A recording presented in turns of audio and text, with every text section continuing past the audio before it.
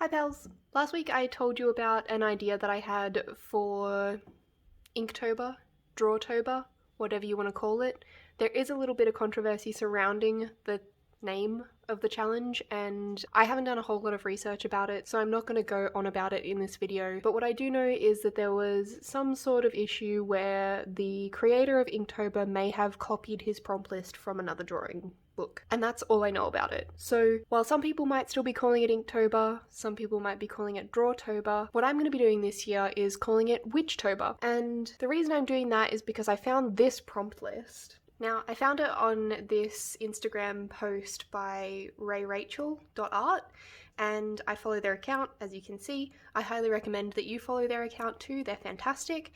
And I saw this prompt list and I thought, you know what, that looks really cool. And I saw that down here it says that it's actually a list by the Instagram artist It's Lopez, and that's their page. I also follow them. I also recommend that you follow them, another great page for art. So I came up with these sketches. And I decided that what I was going to do was I was going to do a sketch for every day of the month. So I've done pumpkin, candle, crystal ball, owl and mouse, so that's the first 5 days of Inktober, and then I figured I would choose one of the sketches, the one that I like the most, and make that into a finished piece every Sunday for my videos. And the other part of this that I wanted to point out that you might have already noticed is that I'm going to incorporate pin-up poses with witches and make it like pin-up witches for Witchtober. So along with the prompt, I'm also incorporating this pin-up theme. And the sketch that I chose for the final product for the painting today is this one over here for the prompt pumpkin. And if you wanted to see the color selection sketch for it that I did on Procreate,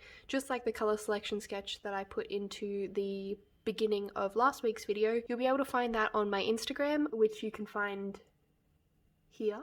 What I'm going to do on Instagram is basically I'll just set up a highlight reel where every time I do a color selection sketch using Procreate, I will put it in that highlight reel and you'll be able to see it. So if you're ever interested in those quick little time-lapse sketches, you can find them on my Instagram, which is also linked down below. Now I guess on to the rest of the video.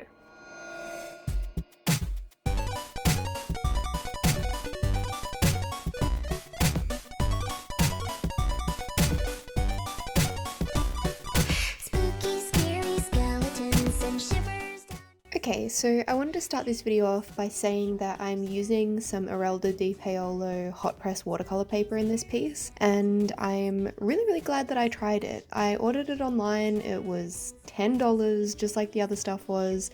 I don't know if it was on sale or not, but altogether it cost $20 because of shipping. It came really quickly, and I was really happy with it when I used it in this painting. It surprised me a bit because, you know, I hadn't had great experiences with the other stuff, but this really worked for me. It's actually an A4 size, so I did intend initially to make this painting A4, but as I was pulling it off the pad that all the pages are attached to, I actually ripped it by accident, which is why you can see there's that little small bit of paper to the left of the painting, which I'm using for swatches. So I cut that little bit off, and then I flipped the page sideways and sort of just lined it up with my iPad so that I could trace it, and the image ended up being about 6 by 8 inches. I would like to do some bigger pieces in the future, but I find it really hard to make things fit on the page when I'm trying to do a full body illustration.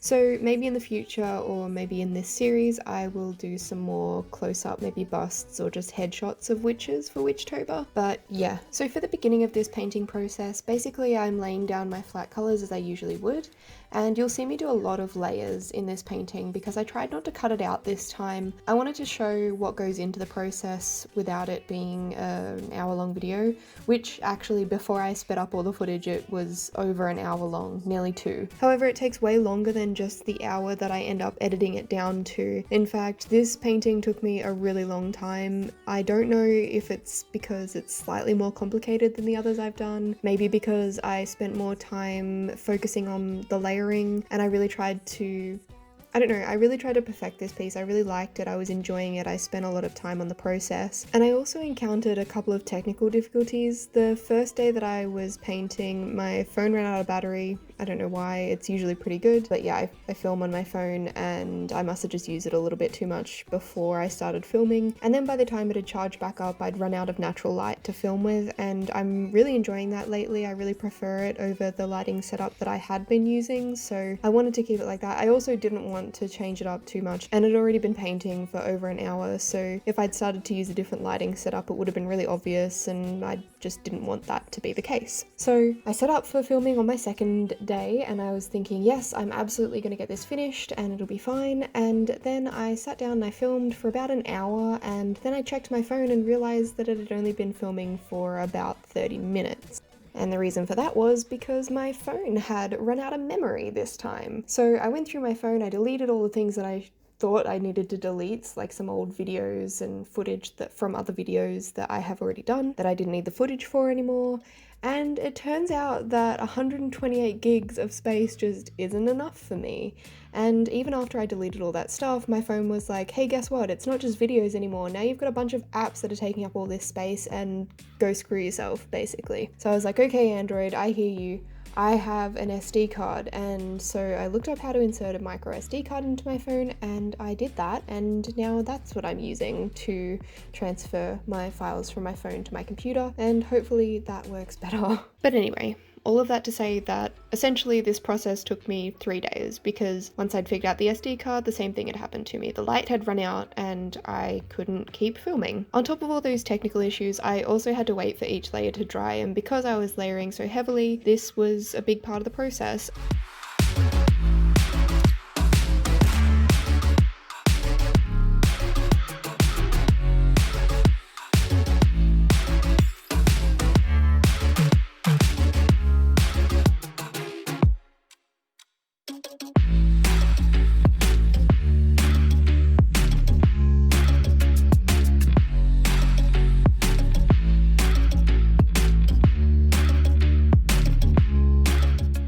Here you can see me pointing out some of the little dots that were appearing on the paper, which is much like what was happening to me when I was using the rough Araldo di Paolo watercolor paper. However, just like with that painting, these just sort of disappeared as I kept going. In fact, in this same clip, you can sort of see them fading as the painting dries. So I get the impression that it's not actually the paper pilling, but rather it must be what the paper just does as it soaks up water, because it was when I was using a lot of water. So that just must have been the case.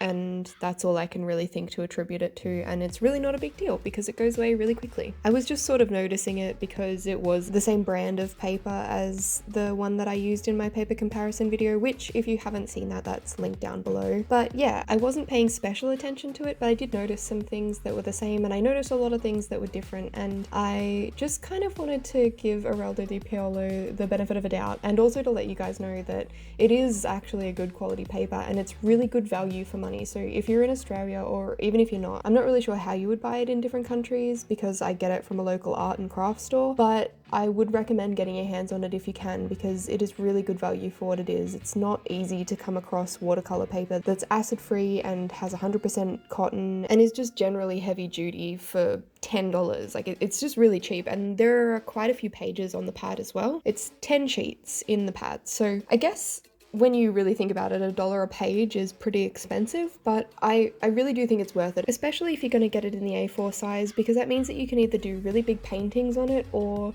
you can flip it sideways, cut it in half, and use it as 2 pieces of paper. So if you really put it down to it that way, it's like 50 cents per sheet. So I had the same issue with the flesh color for this painting as I did with my previous videos painting, the pinup girl that I did, but I am getting better at it, I think. When I came up with the original color, it looked okay when it was wet, but when it dried, it came off a bit yellowish. So I added a bit more red to the mix, and that immediately made it into the peachy tone that I was looking for. And yeah, so that worked. And then for the layers on top, I added some of the Regina's watercolor chocolate brown to the mix, and that just added some depth to the shadows. And I'm actually really close to running out of that color chocolate brown, and I love it. So I ordered another pan of it, just a single individual pan of it, and it ended up costing me like 16 USD, even though the pan itself was only $1, and it's just shattering that shipping is so expensive.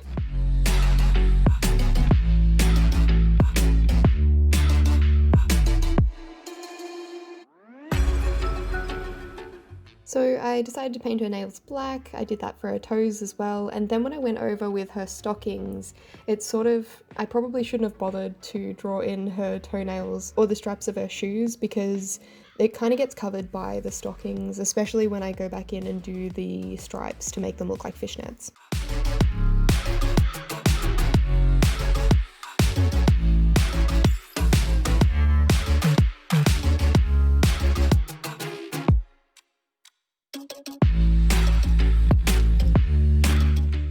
Here I'm doing a face, and this was really hard. It zoomed in because I had to lean over it because her face was so tiny, and I'm meant to wear glasses but I don't, and even then I messed up a little bit and her lips got a little bit bigger than I intended, but I thought they looked okay still, so I just left them. And now we're moving on to the fishnets. So as you will see in a moment, once I go over her shoes, as I should have guessed, I mean, this is black. I'm using almost completely undiluted black, so of course it kind of got in the way of the straps of her shoes.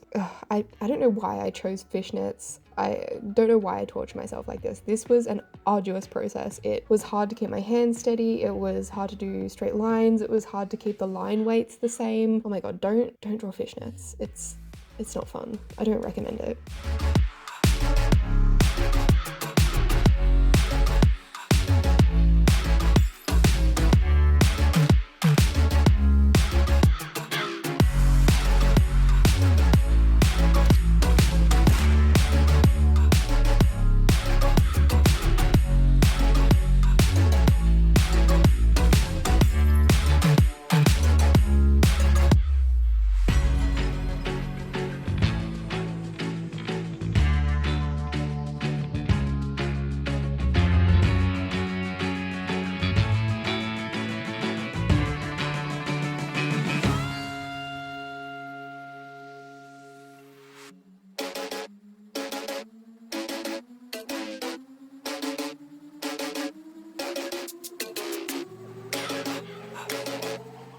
So with the hair, I wanted to kind of add to it. I've been messing around with how I paint hair for a while now, and I'm yet to find exactly the kind of way that I would like to do it. So I added some extra flyaways that I wouldn't normally add, and I decided not to add the white sheen that I have been adding in my previous paintings so far. And I think I like it like this, but I think maybe it would have benefited from the white. And then I moved on to the line art, and I was actually kind of proud of this. I never start with the face because I sort of want to get a feel for the brush that I'm using, and I don't want to do that on the face because to me the face is the most important part, and I'm usually moving to a new brush for the line art, so I just need to get the feel for it before I go straight onto the face, which is the most detailed part. So I usually start with something else, and then once I have a feel for the brush I will go in with the facial features. But overall I was really excited that the lines are sort of starting to do what I want them to do. I said in my last video that I was really struggling with line weight and having control of my brush, so this feels like a step in the right direction. Oh, and this is my bird, Atlas. She was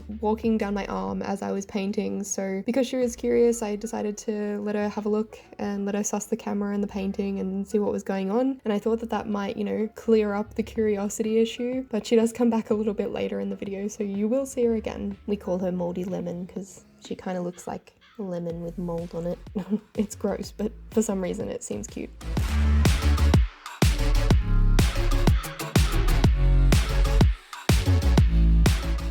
Here she is back again. She, for some reason, wanted to lick the paint, so I'm glad it's non-toxic, but yeah, I thought that I could just keep going with her on the table, but eventually I had to shoo her away because I was concerned that she would rip up the paper because cockatiels are super destructive. I also didn't want her to get sick because although it is non-toxic paints, I'm just not sure. Birds can be really touchy with that sort of stuff, and they're not smart enough to only eat what's good for them. In fact, I've been trying to get her on a diet recently and get her to eat more veggies because I think she's a little bit overweight. I weighed her on a kitchen scale and she's meant to be under 110 grams and she's actually 111 or so.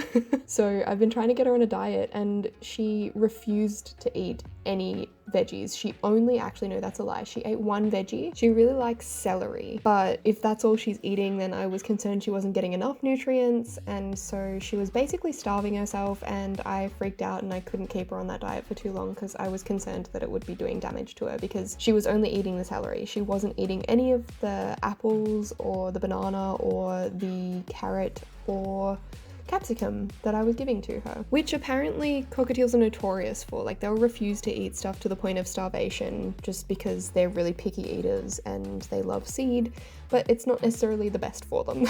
Anyway, this isn't a cockatiel video and I've gone off on a huge tangent. Sorry about that.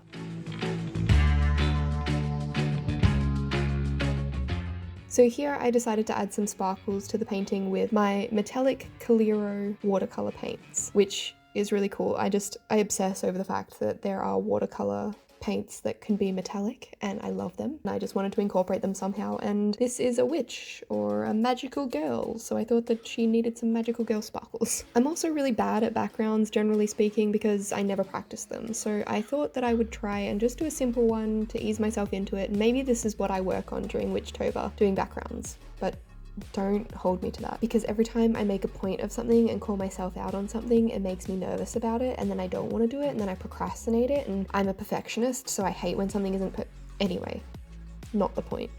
Just look at the sparkles, okay? Sparkles, yay! And finally, we've got some peel porn, which, honestly, my best work to date.